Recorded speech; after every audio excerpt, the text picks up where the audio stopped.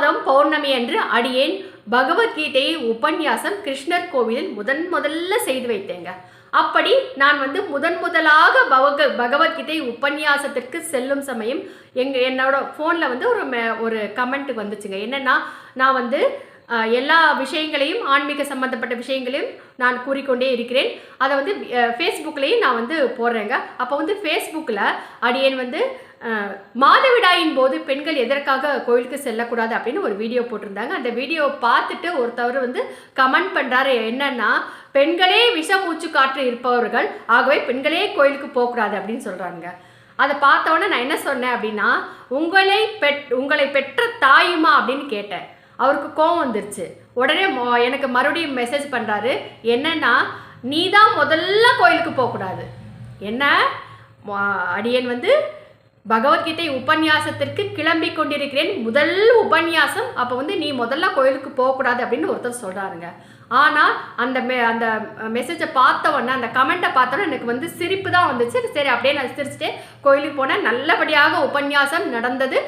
உபன்யாசம் முடிந்ததுக்கு பிறகு ஒரு அம்மா என்கிட்ட நான் நிறைய இடங்களில் உபன்யாசத்தை போய் கேட்டிருக்கேன், ஆனால் நீங்கள் சொன்னது ரொம்ப நல்லா இருந்துச்சுமா, வித்தியாசமாக இருந்துச்சு, நல்லா வளர்ந்து வரணும் அப்படின்னு என்னை ஆசீர்வாதம் பண்ணாங்க.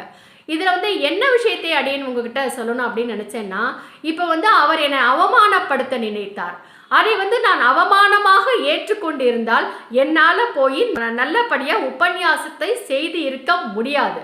ஆனால் அதை அவமானமாக நான் ஏற்றுக்கொள்ளவில்லை. அவமானமாக அடியேன் ஏற்றுக்கொள்ளாதனால் அடியேன் ஜெயித்தேன். என்னை அவமானப்படுத்த நினைத்தவர் தோற்று போய்விட்டார். அவ்வளவுதாங்க.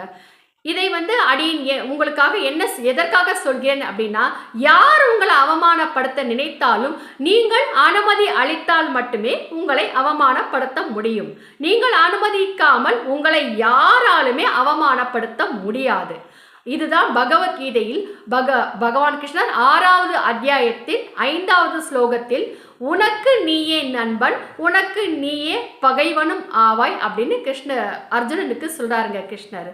ஆகவே இனிமேல் யாராவது உங்களை அவமானப்படுத்தினால் அதை ஏற்றுக்கொண்டு நீங்கள் தோற்று போவதும், ஏற்றுக்கொள்ளாமல் நீங்கள் வெற்றி பெறுவதும் உங்களுடைய கையில் தான் இருக்கிறதுங்க.